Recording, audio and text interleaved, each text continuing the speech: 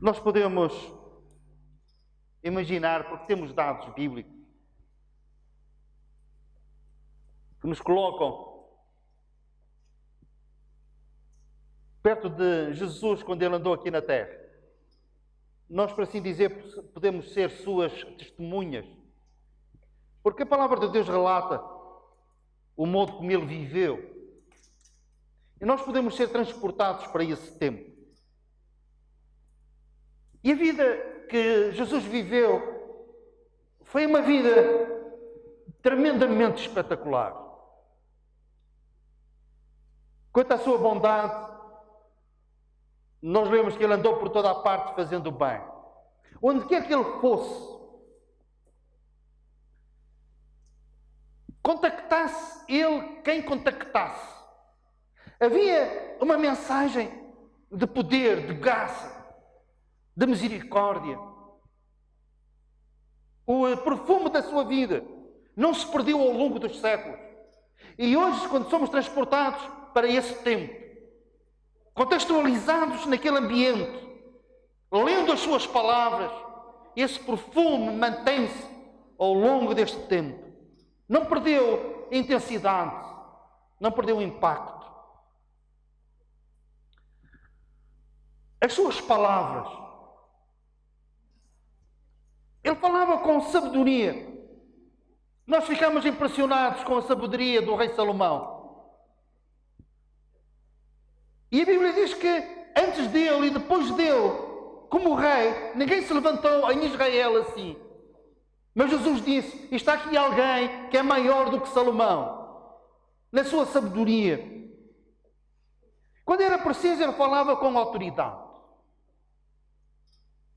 Uma vez, algumas pessoas foram incumbidas de o prenderem e não fizeram nada. Jesus também não ofereceu qualquer resistência. Eles apenas ficaram impactados com a autoridade com que ele falava. E essa autoridade demoveu-os de prenderem Jesus. E o que ele dizia? A mensagem.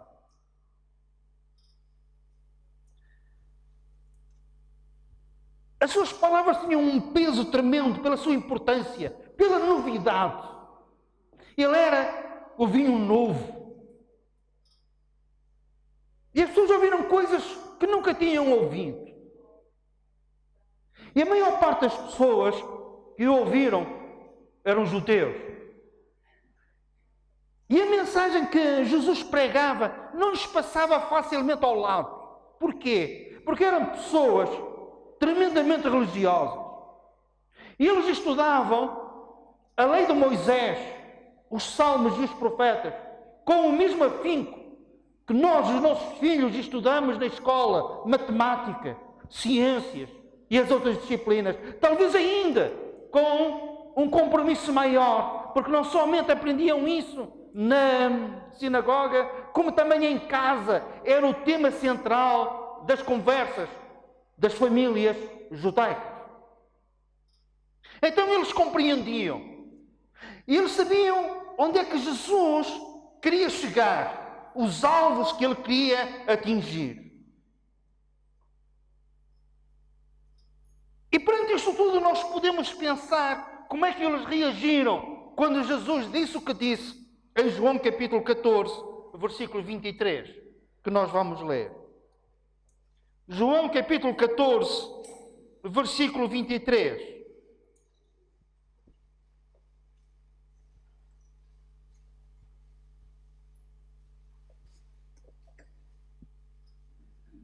Respondeu Jesus: se alguém me ama, guardará a minha palavra e meu Pai o amará. E viremos para ele e faremos nele morada. Esta última parte, eu e o Pai viremos para ele e nele, na pessoa que amar, que guardar a palavra, nós faremos morada nele. Nós se calhar passamos superficialmente por este versículo, mas em relação aos judeus, isto deve de ter sido tremendo, porque eles sabiam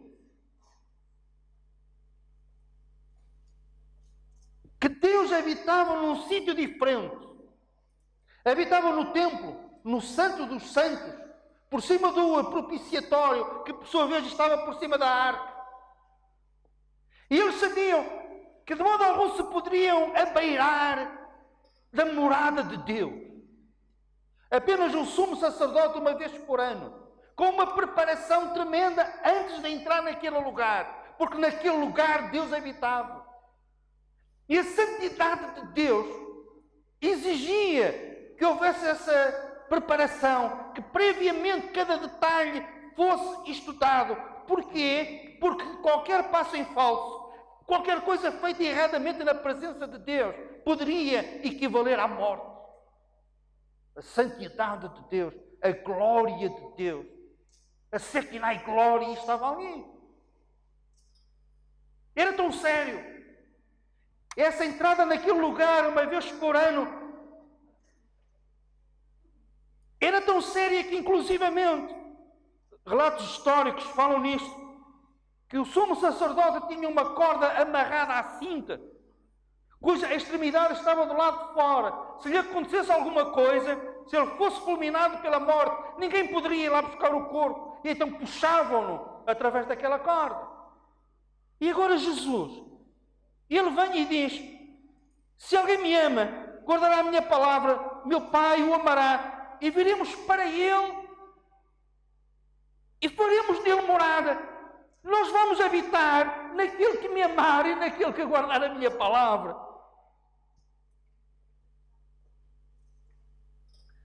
Ser morada de Deus. Uma mudança de paradigma. Era algo que era impensável para o povo judeu. Esta demorou tempo para digerir. Era tema de conversa, com certeza, entre os fariseus e os teólogos daquele tempo. Deus fazer morada no ser humano. Mas Jesus diz isto. E sabem, e esta verdade foi reafirmada. Não foi apenas dita uma vez, e depois algo que Deus esqueceu e que não mais mencionou, que não fez mais referência a isto. Houve continuidade nesta afirmação. Houve consequências desta afirmação. E nós lemos mais tarde que Deus diz que a partir desta altura que não iria habitar mais em templos feitos por mãos de homens. Que iria deixar de habitar naquele lugar, até porque passados uns anos aquele lugar, o templo, foi destruído. Mas que iria habitar no coração contrito e arrependido, que iria fazer morada no ser humano. E mais tarde, a palavra de Deus, por meio do apóstolo Paulo, ele escreve aos Efésios, e ele diz uma coisa que eu passo a ler. Vós pertenceis a um edifício que é a igreja, edifício que vai crescendo para templo dedicado ao Senhor, no qual também vós juntamente estáis sendo edificados, agora reparem, para morada de Deus. Vós estáis a ser edificados para morada de Deus.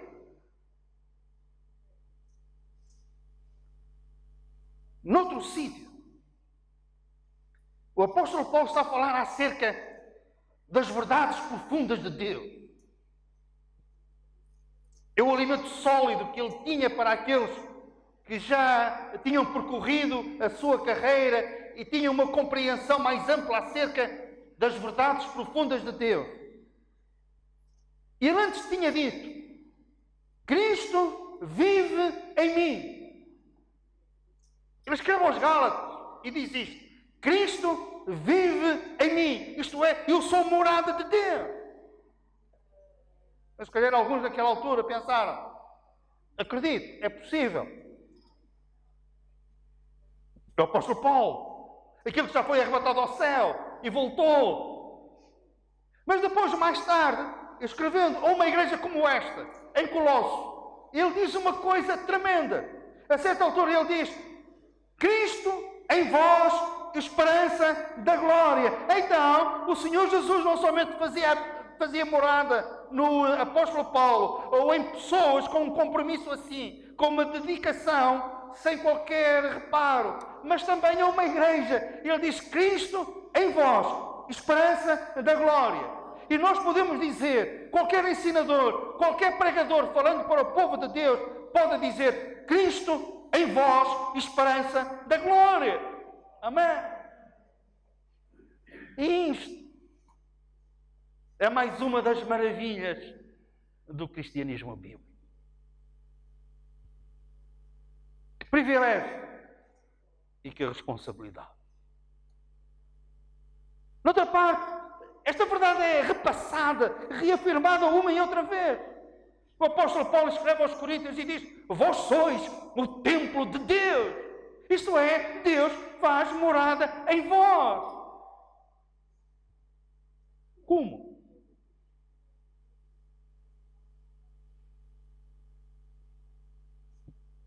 No qual também vós juntamente estáis sendo edificados para a morada de Deus no Espírito.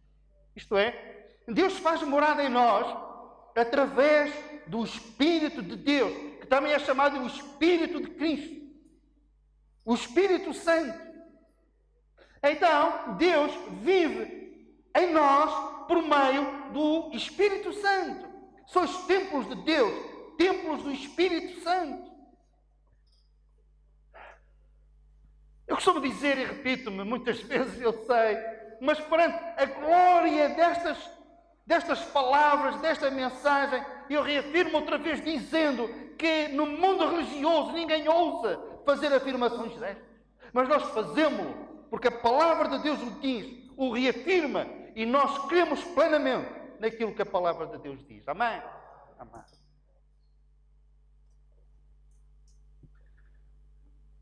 Cristo em vós, diz Paulo, faz parte do mistério. O que é o mistério? O mistério,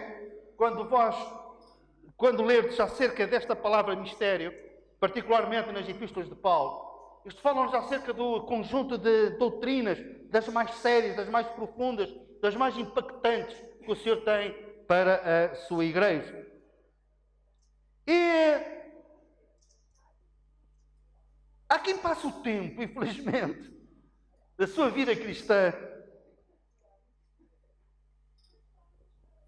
a debruçar-se e a debater assuntos sem impacto nenhum. Uns fazem uma batalha tremenda por causa do véu que a mulher deveria de usar, e uns dizem que devia ser só no alto da cabeça, outros dizem que era para usar em todo o cabelo. Outros que a mulher deve ter um comprimento de cabelo de X centímetros. Uns dizem que não deveria de usar calças. Outros dizem que não deveria de falar, que não havia de cantar, que nem ler sequer um simples poema. Desculpa, mas perante a sublimidade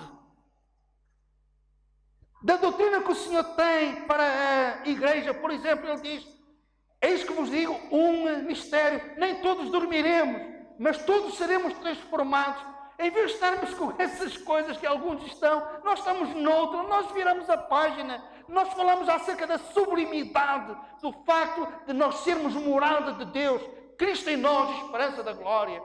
Um dia Deus estava lá no meu serviço e alguém que me é muito próximo disse: todos nós iremos morrer. E eu disse: não, alguns não vão experimentar a morte. E ele disse: doutor, eu quero saber mais disso. Então um dia tivemos uma conversa acerca disso. Isso faz parte da doutrina da igreja. Nem todos dormiremos, nem todos passaremos pela morte, porque caso o Senhor Jesus venha hoje, se Ele viesse agora a arrebatar a sua igreja, nós que estamos aqui, todos aqueles que confiaram nele como seu Salvador, nós seríamos arrebatados e iríamos encontrar o Senhor aos ares, sem passarmos pela morte. A sublimidade da mensagem para a igreja.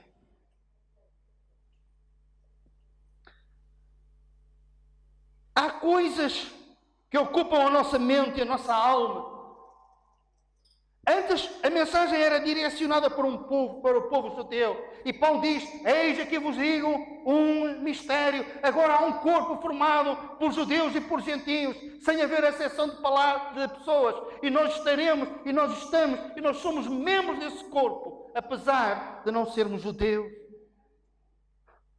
Porque Jesus derrubou a parede de separação que separava os judeus dos gentios daquilo que não é judeu. E esta sublimidade, e estas verdades profundas, e estes mistérios de Deus ocupam a nossa mente, ocupam o nosso coração e levam-nos a adorar um Senhor e um Salvador tão grandioso, cuja mensagem não é menos grandiosa do que a grandiosidade de Deus, porque tem a sua origem em Deus. Amém. Como é que nós nos tornamos morada de Deus? Quando é que o Espírito passa a habitar em nós? É um assunto sério. Eu ontem passava por um templo católico aqui perto. Pelos carros que eu vejo, principalmente ao fim de semana, deve ser muito frequentado. Se vós lá passados, reparai, uma frase com letras enormes. Todos somos filhos de Deus. Eu li aquilo e pensei assim, já tenho tema para a minha mensagem de amanhã. Todos somos filhos de Deus.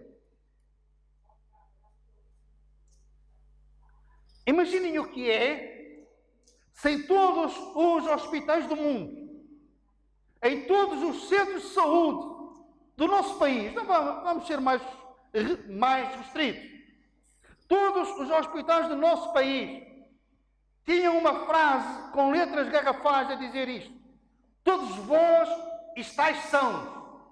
A pessoa olhava para aquilo, lia, convencia-se, ia para casa. Tinha alguma dúvida, ia ao centro de saúde mais próximo para ter uma consulta com o médico de família e, para o seu espanto, todos vós estáis sãos. A pessoa ia para casa. Mas levava com ela o seu cancro, a sua pneumonia, a diabetes descompensada, a hipertensão descontrolada, a Covid-19.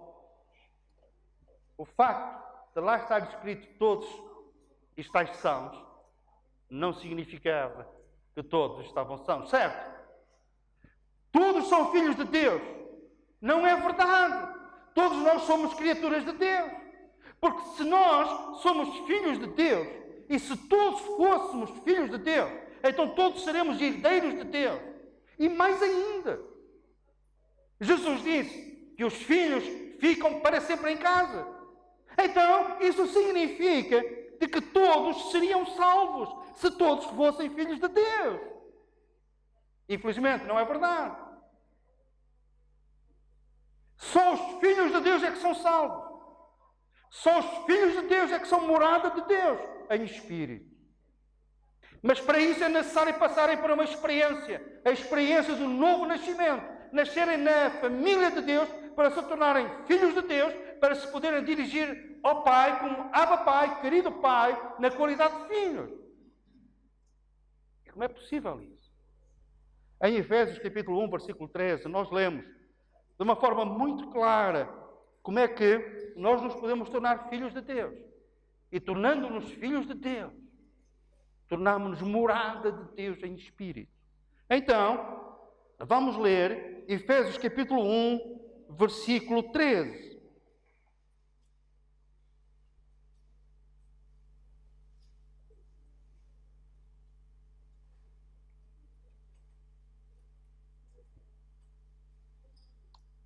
Em quem também vós, depois que ouviste a palavra da verdade,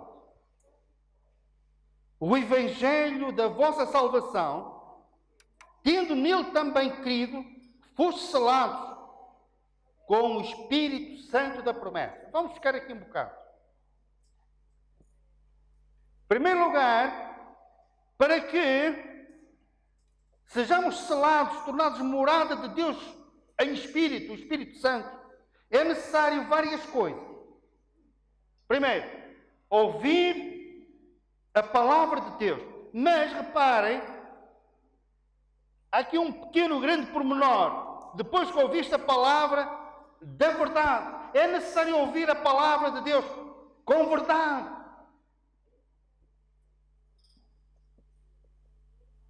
Há muitos que se intitulam pregadores da palavra de Deus, ministros de Cristo, e pregam a palavra. Sabem qual é o problema? É que nessa palavra pregada falta a verdade. E a verdade existe quando nós falamos de acordo com aquilo que a palavra de Deus diz. Quando nós excluímos as tradições dos homens, as nossas próprias opiniões, e ficamos exclusivamente com a palavra de Deus. E dizemos, e a Bíblia diz, e a Bíblia diz, e Deus diz, e Deus diz. É a palavra da verdade.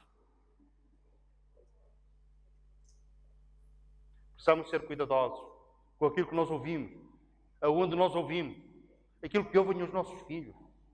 E às vezes temos cuidado em relação a tudo. A educação, as necessidades deles de várias ordem, e contra isso nada. E esquecemos-nos de nos preocuparmos em eles ouvirem a palavra da verdade. Não é qualquer professor que serve para os nossos filhos. Mas nas coisas que dizem respeito à alma, muitas vezes, qualquer ensinador serve. E o que está em causa é a eternidade, é a salvação, é a perdição da alma. Então, voltando a este versículo. Vós ouviste. Ouviste o Evangelho da vossa salvação, e agora repara, e tendo nele também crido. Não basta ouvir.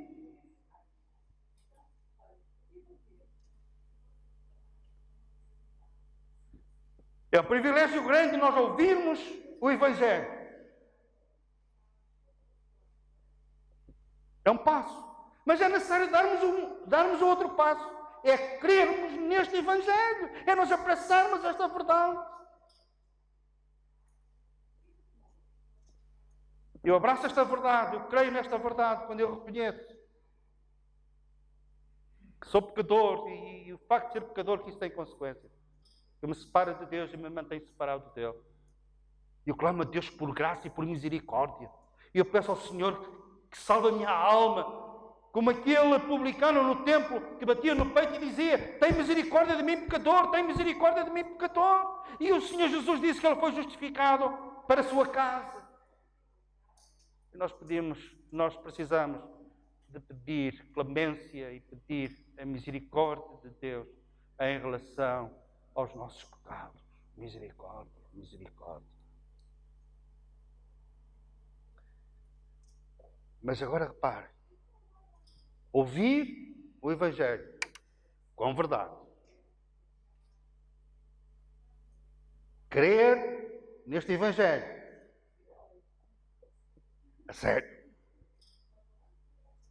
e depois algo acontece como consequência imediata.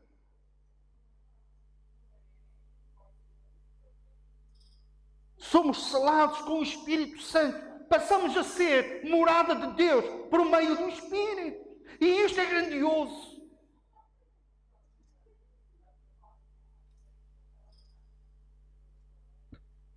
E sem pagarmos nada, porque Jesus pagou.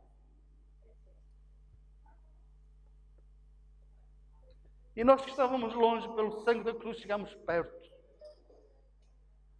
Tão perto, que Deus está em nós, por meio do seu Espírito, Cristo em nós, esperança da glória. Amém. E isto, ao longo dos anos, tem ocupado a nossa pregação, o nosso testemunho, o nosso ensino.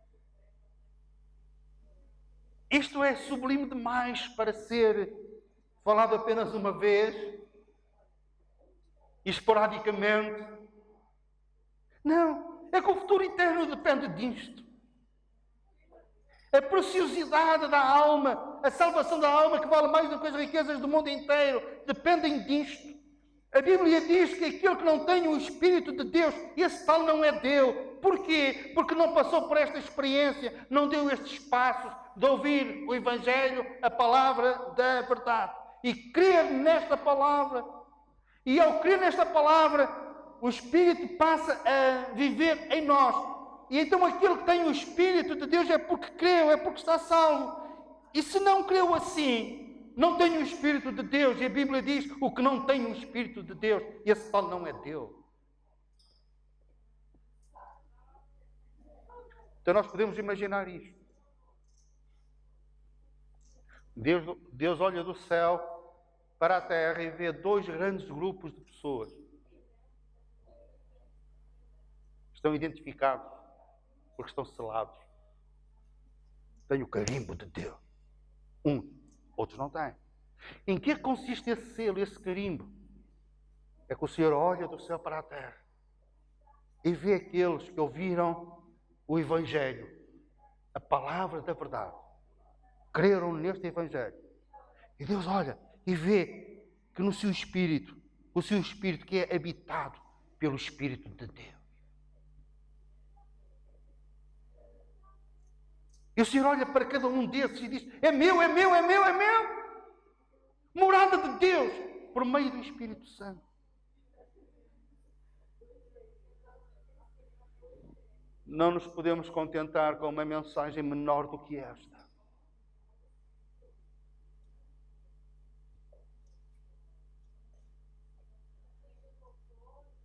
Nós não nos contentamos com uma mensagem menor do que esta. Até porque temos necessidade de uma mensagem assim. Porque senão permaneceremos nos nossos pecados.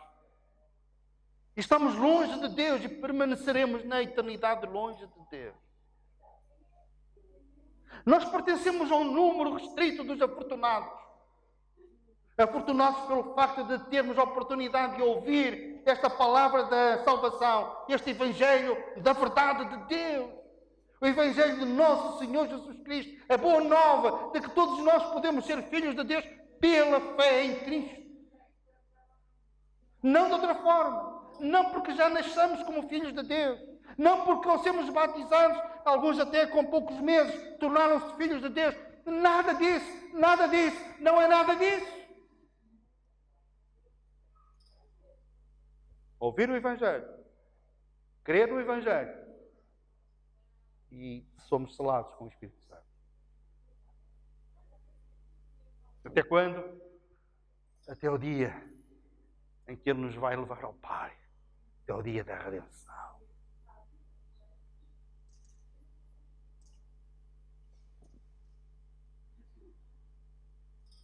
E estas verdades maravilhosas, conhecidas por nós há tantos anos, é como que sejam novas e se renovem cada dia que nós as anunciamos. E vamos continuar. E vamos continuar a pregar esta mensagem. Este Evangelho é o poder de Deus para a salvação de todo aquele que crê. E o desafio que vos faço. Se porventura tendes ouvido outras coisas, neste lugar nunca ouviste outra coisa, mas se noutros lugares vós ouvistes outras coisas, que não estejam de acordo com aquilo que ouviste hoje e tendes ouvido aqui ao longo dos meses ou dos anos,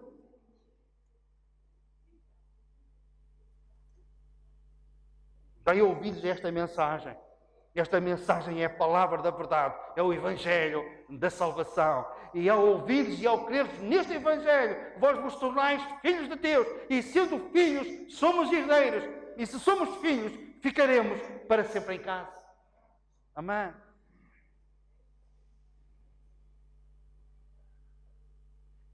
E esta é a bênção maior que alguém pode aspirar, que alguém pode ter.